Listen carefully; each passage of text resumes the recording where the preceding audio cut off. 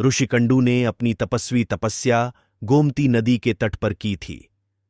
ऋषिकंडू वेदों के अच्छे जानकार थे और वांछित लक्ष्य प्राप्त करने के लिए कठिन तपस्या करने के लिए समर्पित थे।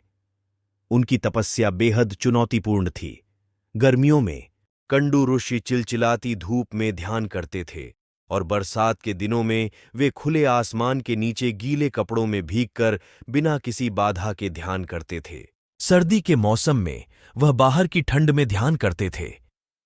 उनकी कठोर तपस्या को देखकर देवेंद्र बहुत आशंकित हो गए और उन्होंने उनकी कठोर तपस्या को भंग करने का जिम्मा लेने का फैसला किया।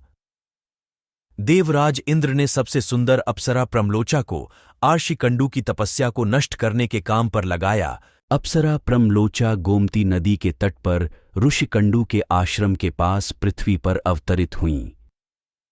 ऋषिकंडू प्रतिदिन सुबह की प्रार्थना करने के लिए नदी पर जाते थे। कंधु की नजर मनमोहक अप्सरा पर पड़ी। कठोर ऋषिकंडू उसकी दृष्टि से विचलित हो गए। वह सबसे खूबसूरत अप्सरा प्रमलोचा की रोमांटिक आकांक्षाओं के आगे झुक गया।